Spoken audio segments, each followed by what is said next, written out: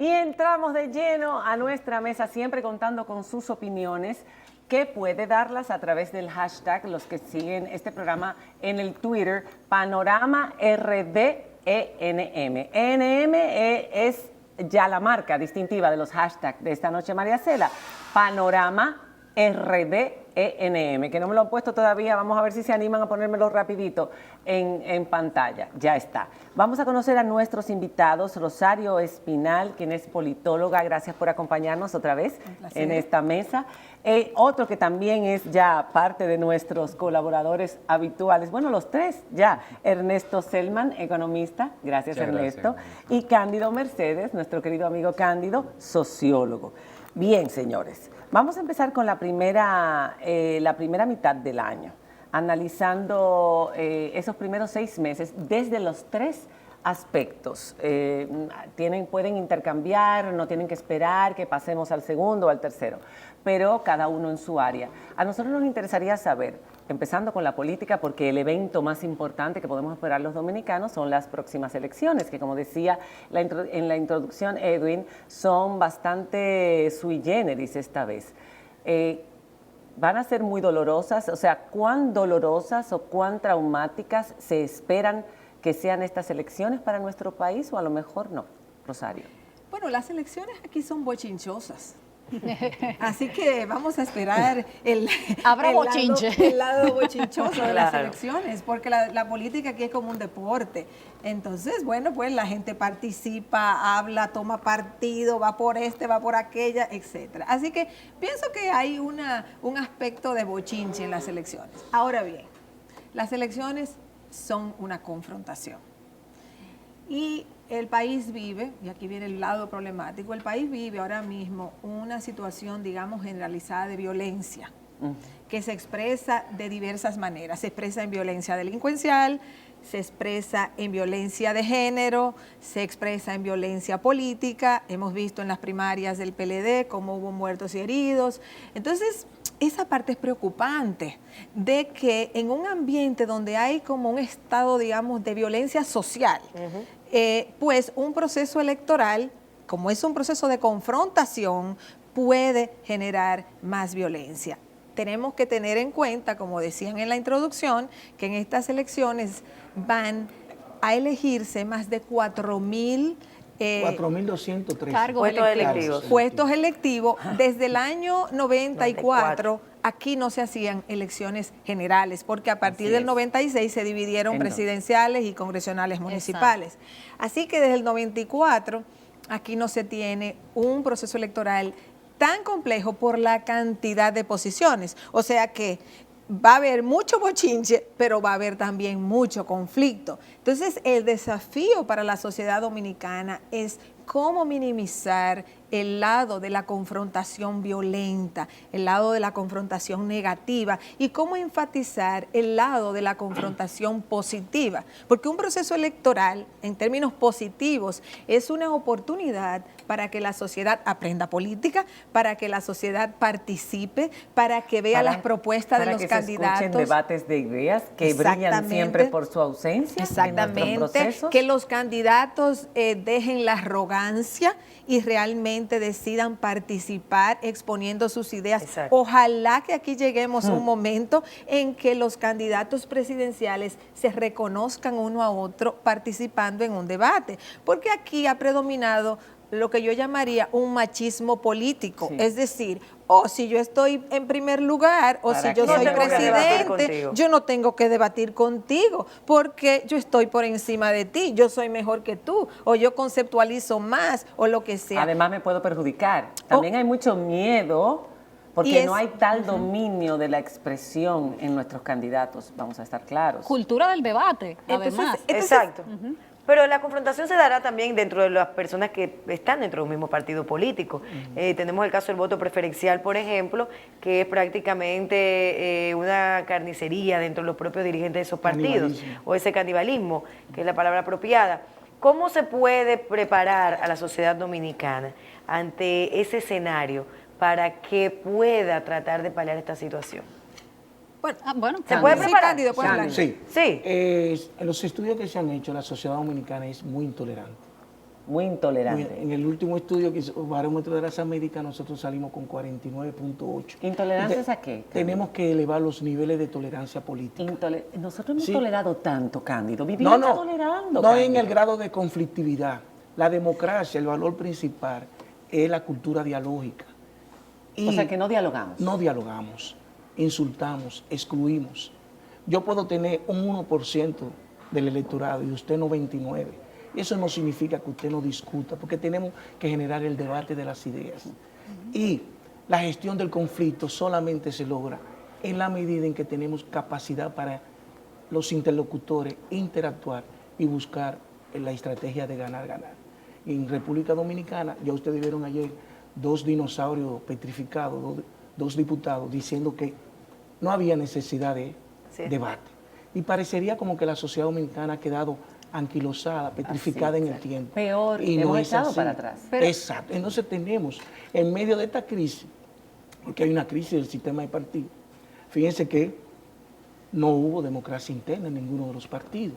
Una involución. Una involución. Sí, no hubo primarias generales en ninguno. En ninguno. Ya ustedes vieron cómo en Santiago 2 personas muertas y decenas de heridos. ¿Y lo que va a pasar entonces? ¿Se puede prever peor? Hay el miedo, si eso fue a lo interno de un partido político, en la medida en que, como se avisora, la competencia electoral vaya creciendo, entonces ese es el miedo. Lo que pasa es que me pregunto, en ese sentido, quizás no debamos esperar tanta violencia porque aquí yo creo que las elecciones reales en cuanto a competitividad han sido dentro de un partido. Una vez sale afuera ya ese partido unificado contra otro que ellos entienden es minoritario y que tiene muchísimo menos dinero asignado, quizás no haya tanta agresividad. Eso es lo que hay que ver, si van a ir unificados. Creo que Rosario podría responder eso. O sea, esa fractura que hemos visto dentro de los partidos y sobre todo en el más grande, en el Partido de la Liberación Dominicana, ¿se va a arrastrar hasta las elecciones?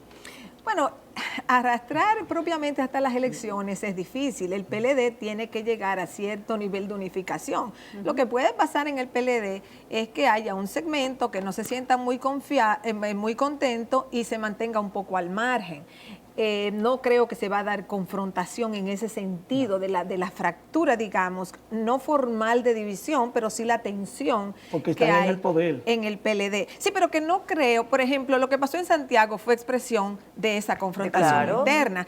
No creo que ya ha avanzado el proceso electoral, porque una vez seleccionados los candidatos, ya se define la candidatura y ya eso baja. Ahora, Farid mencionaba la cuestión del voto preferencial entre las diputaciones. O sea, la lucha por las diputaciones va a ser fuerte dentro de cada partido, porque los escaños en el Congreso los gana el partido. Claro. En términos del número total, del porcentaje total de votos que un partido saca.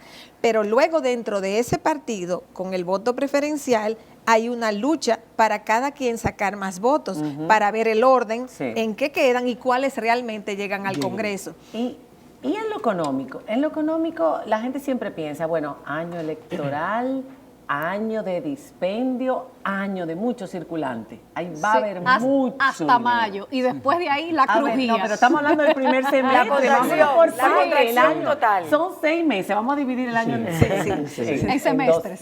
Bueno, yo pienso que ese es el principal desafío que tiene la economía dominicana, de cómo se manejan las finanzas públicas durante un proceso electoral que, como se ha dicho en esta mesa, es muy complejo y hace 20 años, 21 años, que no hemos llevado un proceso como este. Entonces, lo que vemos históricamente es que en la República Dominicana el gasto público se incrementa sensiblemente en años electorales. En el año 2008 se incrementó el gasto público en 28% y en el año 2012 se incrementó el gasto público en casi 40% en un solo año. Wow. Entonces, por eso vino el gran déficit, aquel famoso del 2012. Que todavía no se sabe muy bien de cuánto fue. 1.800 millones. Que son 153 mil millones de pesos. 153. ¿Esa es la del Banco Central o la del Fondo? Ese del gobierno. De gobierno. Bueno, la estadística del Banco Central, correcto. Exacto. Entonces, el tema es cómo, si ya venimos arrastrando, desde el año 2002 para acá, hemos tenido que estar tomando nueva deuda porque el gobierno gasta más de lo que ingresa. Entonces, cuando usted gasta más de lo que ingresa, tiene que buscar algún préstamo para financiar eso. y entonces la deuda pública ya se ha multiplicado por 7 desde el 2000 para acá, y con un año electoral tan complejo, hay cierto temor, y como economista desde el punto de vista analítico objetivo, ¿verdad? El cierto temor de que, bueno, ahora con un ambiente internacional cambiando, las tasas de interés subiendo, ¿qué pasa y cómo se manejan las finanzas públicas durante este periodo electoral? Y cuáles van a ser los resultados y las medidas que se tendrán que tomar después del proceso electoral, que entonces van a ser contrarias, ¿verdad? Porque cuando tú dices, exactamente, cuando dice dispendio, circulante, etcétera, luego hay que recoger todo eso para Pero un en poco estos 6 meses, mantener... en estos 6 meses se va a ver más dinero en las calles, más inversión publicitaria, más inversión en los barrios, llega la Navidad en los barrios. Pero aquí la Navidad va a seguir corrida. Pero aquí la Navidad va a seguir corrida. El tema es que tenemos desde el 2000 para acá, hemos estado, el ambiente político es de populismo y de clientelismo. Exacto. Entonces todos estamos ofreciendo de todo, gastando de todo, y hay que dar más y ofrecer más. Y entonces llega la resaca. Y ahí viene el problema. La segunda mitad del año. Que no debió existir esa resaca porque hay una ley que se llama la Ley de Estrategia Nacional de Desarrollo, que en enero debió comenzarse del 2015. Para evitar este tipo de pero dicen que es lo más importante. Vamos a hablar de esa otra mitad y usted denos sus opiniones, haga preguntas si quiere a nuestros panelistas tan interesantes y tan versados sobre los diferentes aspectos y espere ahí sentadito porque ya volvemos en menos de 2 minutos. Ya estamos con ustedes de vuelta en la mesa. Pero espérate que todavía no... Bueno, lo que va a pasar en la segunda mitad del año 2016 es lo que toca analizar en este momento. Ya en la primera parte de la mesa lo hicimos con los primeros 6 meses, culminan con las elecciones presidenciales. Ya hablamos de que eran sui generis por primera vez en muchísimos años. Además, se unen las 2 elecciones, o sea que se espera mucho bochinche, como decía Rosario. Pero es determinante quién gane estas elecciones para lo que va a ocurrir en la segunda mitad del año, y si ustedes creen que, aunque es un poquito usar la bolita de cristal, ¿va a haber una segunda vuelta? Rosario, exacto, habría que ver si el segundo semestre del año empieza con una segunda vuelta o no. Exacto. Yo pienso que no habrá una segunda vuelta, personalmente. Según cómo está el panorama en este momento. Proyectándolo un poco hacia adelante, no veo la forma, es decir, se requieren unas estructuras de partido importantes y además muchos recursos para ganar elecciones. Y pienso que, y esto con mucho respeto, pienso que falta en la oposición eso. Más estructura. Estructura partidaria y unificación. Y recursos. Ah, recursos sí. Y recursos definitivamente, se proporciona la lucha. Entonces eso... El comportamiento humano usted no lo puede predecir así de cara a 5 meses. Vamos, sociólogo. Acuérdese, el Latinobarómetro, en enero de este año, el Latinobarómetro dijo, Danilo Medina era el presidente con la más alta tasa de aprobación, tenía un 82%. Del continente. Del continente, con 82%. Deloitte Economy, que dirige de Ramón, para empresarios, Danilo Medina tenía 71% en julio. Y en diciembre sacó 43. Lo mismo. Bueno, el desgaste ya se está terminando. El desgaste y los escándalos que se sometió en el 2015 el gobierno dominicano. No hay duda que desde junio para acá, sobre todo después de la reforma constitucional, acuérdense que una cosa es el presidente y otra cosa es el presidente candidato en la reelección. Y lo que se hizo con esa reforma constitucional fue un desastre para la sociedad dominicana. Y eso ha impactado. La muerte de David Rodríguez, el arquitecto, en la OISOE, eso ha impactado significativamente. Los casos de corrupción en Felipe Bautista. Lo mismo está impactando. de Felipe Entonces yo no puedo Bautista reflejar. Y Domínguez Brito, todo lo que se ha especulado. Toda la problemática lo de la mismo que justicia. se ha especulado con relación a Leonel Fernández y el caso del narcotraficante que volvió, que se lo han endilgado a... Por ejemplo, el caso de Darío Contreras, señores, eso claro. Miren, fue una licitación de 886 millones y llegó a 1.700. El caso del contrato de energía eléctrica ahora mismo. Rosario, ¿tú qué piensas? ¿Habrá o no habrá segunda vuelta? Mira, es cierto, que en el comportamiento humano hay un elemento impredecible. La veleidad de los pueblos. O sea, eso es indiscutiblemente un planteamiento básico que hay que hacer. Ahora bien, cuando uno hace análisis electoral o cuando los partidos hacen sus estrategias y diseñan sus estrategias, hay una serie de elementos que sí son ponderables. O sea, que más o menos tú pones en una balanza y dices, hay esto, no hay esto. Sí. Si las cosas se mantienen en esta tendencia, si no ocurre nada extraordinario que no hayamos podido predecir en este momento, entonces es posible que esto ocurra, o esto es lo más probable de que ocurra. Entonces, desde ese punto de vista, yo pienso que yo coincido más con Ernesto en el sentido de que cierto, aquí hay mucho descontento, eso es verdad, sí. Cierto, el gobierno anda sin rumbo ahora mismo, o sea, el gobierno se embarcó en una reforma constitucional que tuvo un costo sobre todo interno en su partido, sí. No tanto externo, sí. Porque el costo de la reelección ha sido fundamentalmente interno en sí. El PLD. Entonces, el PLD todavía, y por tanto el gobierno que promovió la reforma constitucional, ellos todavía no salen del empantanamiento en que entraron por la reforma constitucional. Rosario, pasaron cosas interesantes en el año pasado, perdón que te interrumpa, en la región. Fue el caso de Argentina, que rompió todos los esquemas con la elección de Macri a la presidencia de Argentina y las alianzas que se pudieron dar posteriormente. Pasó también en Guatemala, con Jimmy, cuando se pretendía o se pensaba, según las mediciones, que era la otra candidata la que podía ganar en ese momento. O sea que hay una sí. Definición, y pasó, recuerda, con Zapatero también en España. ¿Qué determinó la ascensión al poder de Zapatero días antes de las elecciones? O sea que hay cosas que se pueden dar. Exacto. Por eso son cosas que por eso es que hay imponderables, que tú no puedes, ahora, tú no puedes decir como van a ocurrir imponderables, porque uno no sabe los imponderables. Ayudaría que salgan las encuestadoras grandes también para ver cómo están las fuerzas en este momento. Yo pienso que es importante. ¿No hay encuestas en este momento? No.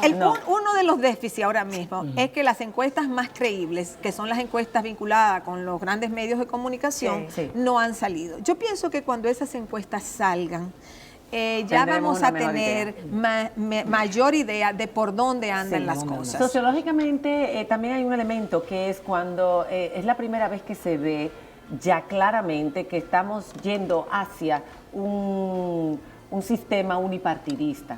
Y hay muchísima gente preocupada porque ese es el primer paso para ir echando hacia atrás muchísimos avances democráticos en nuestro país.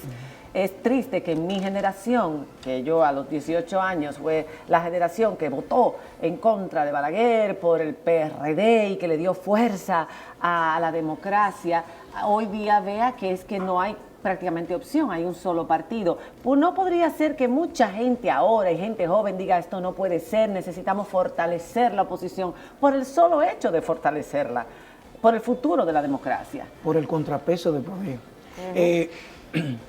Aquí hay, desde el punto de vista del sistema de partidos políticos, se determina lo que se llama los partidos competitivos y no competitivos. En estos momentos, el bipartidismo parecería que va disminuyendo y nos encontramos frente a un partido dominante. Pero dentro de ese partido hay unas fuertes tensiones, muy fuertes tensiones, que posibilitan no una fractura, pero sí que impiden que actores a lo interno de ese mismo partido no echen el voto por el candidato de ese mismo partido. Eso puede pasar. O sea, eso puede ayudar. Ahora, yo quería señalar un punto. Las grandes masas votantes en este país son clientelares. Sí, eso es cierto. Y eso hay que tomarlo en cuenta. Ese es el problema. Esas son las grandes masas votantes, no son votos críticos, reflexivos, sino que son masas que se mueven en un sistema clientelar. Y cuando digo clientelar, no solo me refiero al gobierno.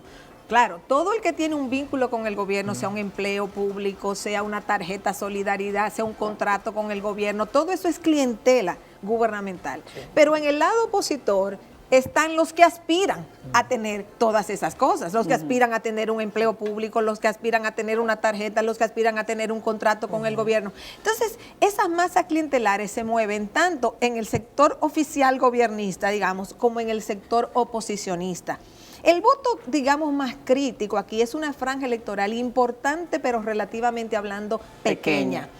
Es una masa que la oposición necesita para ganar elecciones. Porque en una competencia clientelar, el gobierno siempre lleva la ventaja. Claro. Absolutamente.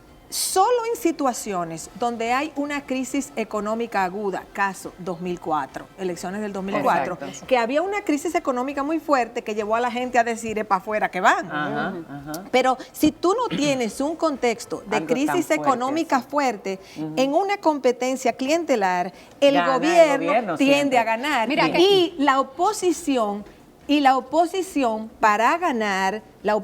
para ganar, tendría que tener la capacidad de motivar Ahí no estamos. solo el voto clientelar A oposicionista, los otros. sino el A voto los que crítico. votan, claro. El voto crítico, y ahí es 1%. donde ha estado el déficit de la oposición Tremendo. Y que no durante se unen, todos estos no se años. unen Ahí tampoco. es donde está el déficit. Yo tengo años planteándolo. Mientras aquí el partido que sea de oposición, que se convierte en segunda opción, que tenga más posibilidades de llegar, que antes era el PRD y ahora lo ha reemplazado el PRM. O sea, el partido que juegue como principal opositor, si no logra captar este segmento del voto crítico, no está puede perdido. ganar Mira, elecciones. mira, Estamos terminando la mesa. 30 segundos cada uno Ay, ya. tampoco. Se nos Mira. acabó. Ay, pero Sí, pero Esa hay es una una pregunta concesión, importante ¿no? que hacerle a Sí. Ernesto. Esa es una concesión muy economicista, de verdad. Para la nada. política. Sí. Para nada Fíjense, economicista. Acuérdense, aquí hay lo que se llama la criminalidad, que ya lo sabe, ha ido creciendo.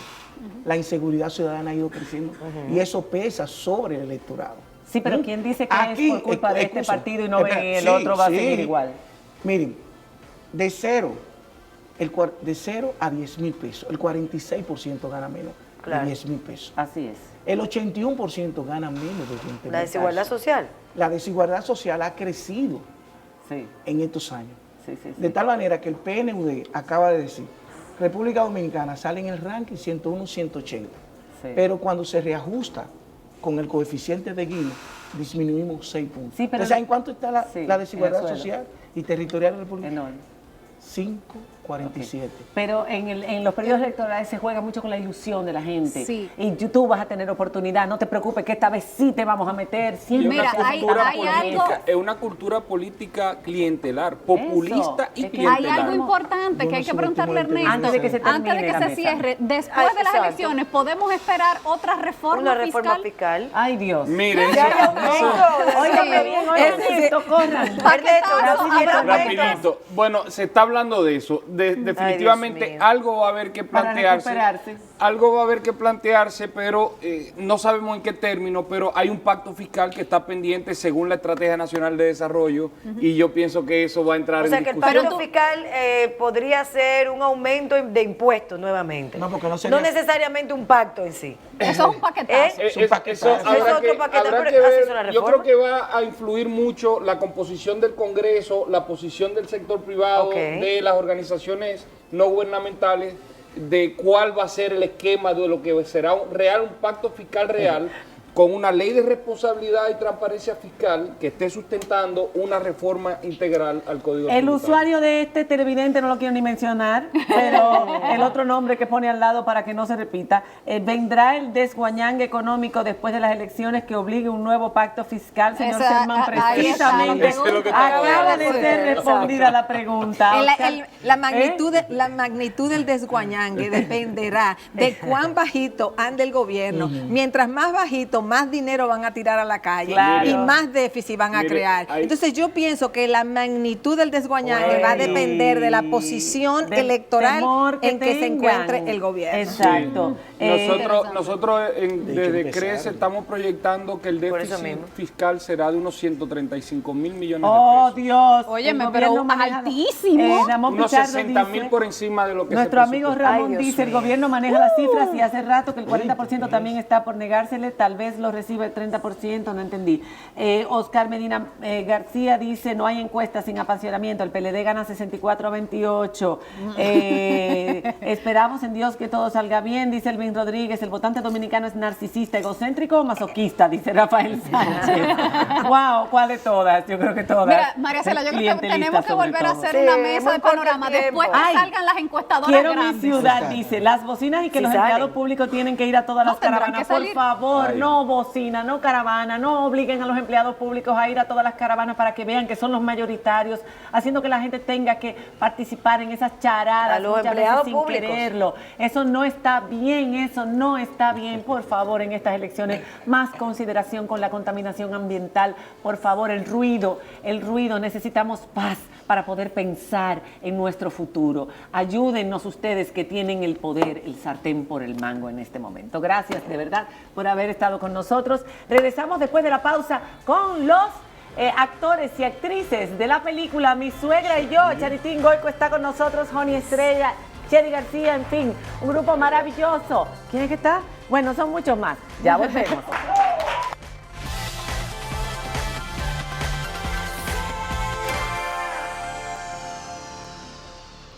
Este segmento llegó a ustedes gracias a ARS Humano.